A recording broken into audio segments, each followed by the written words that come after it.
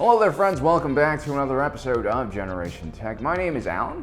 With the book of Boba Fett coming out at the end of this year, it's a great time for us to take a closer look at his iconic ship, Slave One, which had many unique features that made it an optimal craft for the bounty hunting business. But before we begin, Steve, you forgot to turn off the stovetop when you left home. Great job.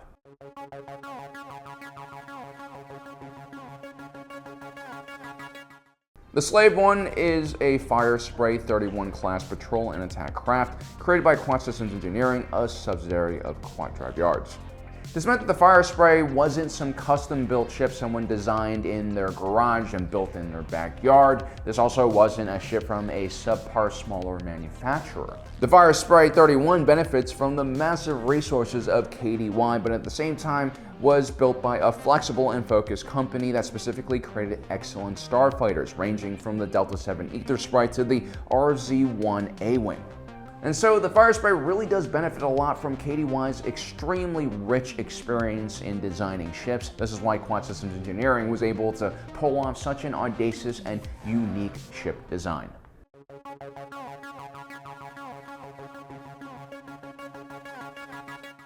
The Fire Spray 31 was originally used for patrolling prison colonies and space stations and transporting prisoners from system to system. The Republic Correctional Authorities were the main operator of this starship, which is why when you see the Slave One in your rearview mirror, it's sort of the Star Wars equivalent of seeing a Ford Crown Vic in your rearview mirror, which is important because it lends a certain amount of authority to Jango or Boba Fett when they're flying their ship, even though they're just bounty hunters and not a part of some law enforcement agency. Some might call out the Fetts for stealing a law enforcement vehicle. Big deal. Some might call them out for impersonating law enforcement officers. Also not a big deal. I say it's a great way to give yourself the appearance of authority, which can potentially de-escalate things and avoid disintegration when trying to capture a bounty, which is something that the Fetts have a lot of problems with in the first place. But I want them alive. No disintegrations. As you wish.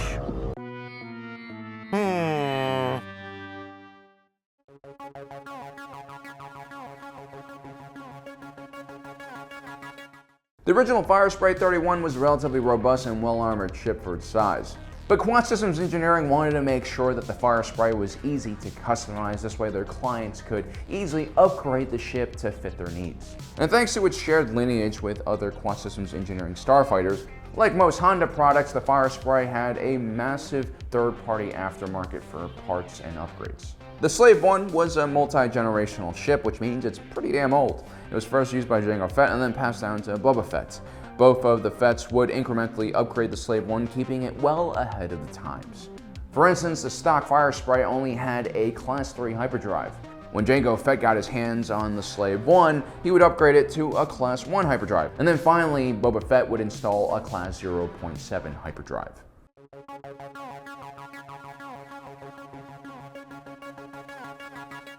And it wasn't just the hyperdrive that the Fetts upgraded, they basically upgraded everything.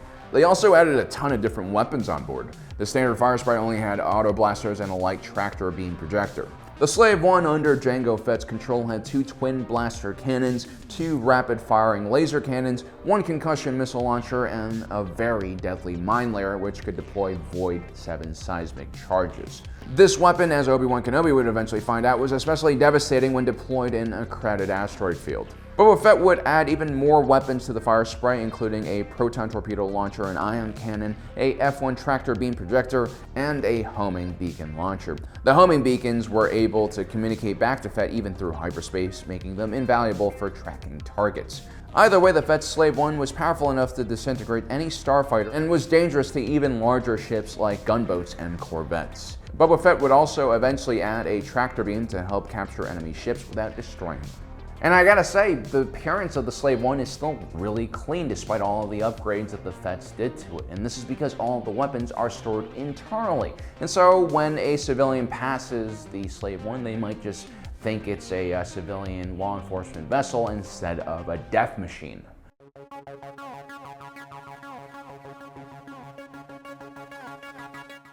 So you might be wondering why this small starfighter has as many weapons as a frigate on it and how all of these weapons can be fired at the same time.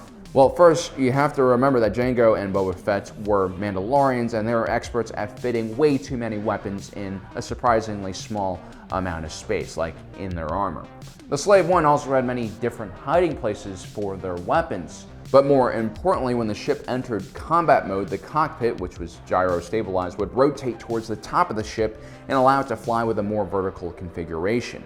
This allowed all of the weapons on the ship to be pointed forwards and fire at the enemy at the same time. The results were completely overkill, overwhelming, and designed to overcome even the most robust defenses.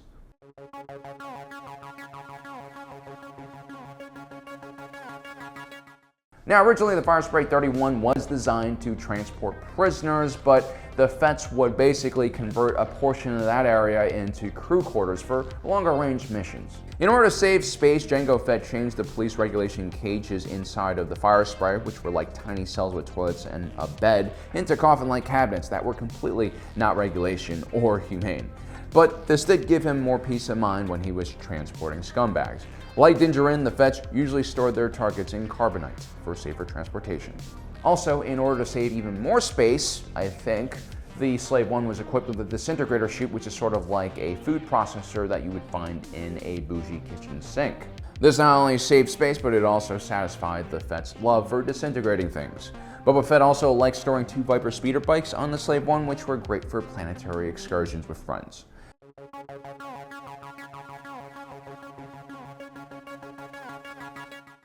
At 20 meters in length, the Firespray was larger than most starfighters, but it still had the same amount of straight line speed as the much smaller Y-Wing. One of the main upgrades the Fetts did to the interior of the ship was replacing the power plants internally with 4 X516 power generators. These power generators were massive and took up more than 2/3 of the entire ship's interior. But this is what allowed the Slave One to keep up and maneuver with Obi-Wan Kenobi's Delta 7 Aethersprite Light Interceptor, one of the fastest ships available in the galaxy at the time. This was no easy feat for something as large as the Slave One to accomplish.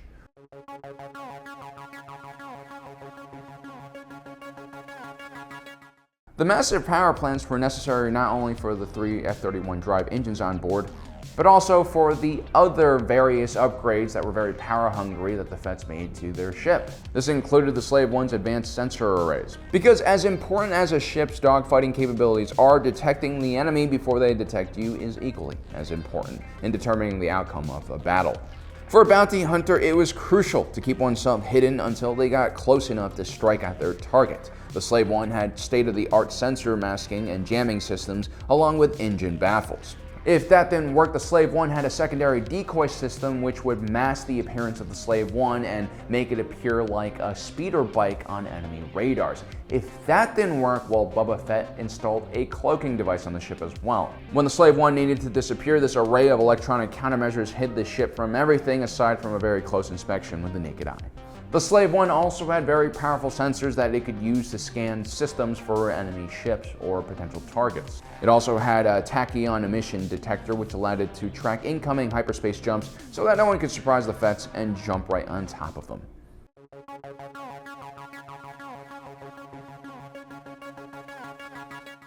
The Firespray 31 had a pretty thick hull to begin with, but the Fetts would upgrade the defensive capabilities on the ship to make it more survivable in more rough areas of the galaxy. This included more robust armor plating and a layer of anti-ionization mesh to prevent ion discharges from disabling the Slave One. The shields were also relatively robust on the ship, and a separate shield generator was used to protect the cockpit.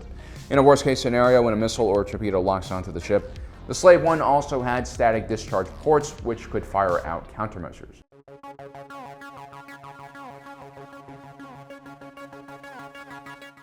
Originally, when Kuat Systems Engineering revealed the Firespray 31 patrol and attack craft, they only made 6 prototypes. When Jango Fett stole one of the craft from OVO 4 by staging a prison break, he also destroyed the remaining Firespray prototypes, essentially destroying the entire line of ships in that one battle. Kuat Systems Engineering at this point was struggling financially, and so they decided to scrap the entire program because of this. Admittedly, the Firespray 31 in stock form was too aggressive and well armed for civilian use, but at the same time not designed for military use either. It did, however, make a terrific bounty hunting vessel. Ironically, the very individual who destroyed the Firespray 31's production cycle would one day inspire Kuat Systems Engineering to bring back this old design and produce it again. Simply put, Boba Fett was one of the baddest bounty hunters in the galaxy, and now all sorts of individuals, especially Mandalorians, wanted to get their hands on this very same ship. So there you have it, guys. I mean, we already saw the Slave 1 in The Mandalorian, and now we're probably going to see it a lot more, unless it gets destroyed. And then we'll have to go on to the Slave 2 and 3 and 4, but we'll see what happens. Anyway, guys, I hope you enjoyed today's episode. Don't forget to subscribe and hit that notification button down below. As usual, thanks for joining us today. If you're watching this, you are Generation Tech.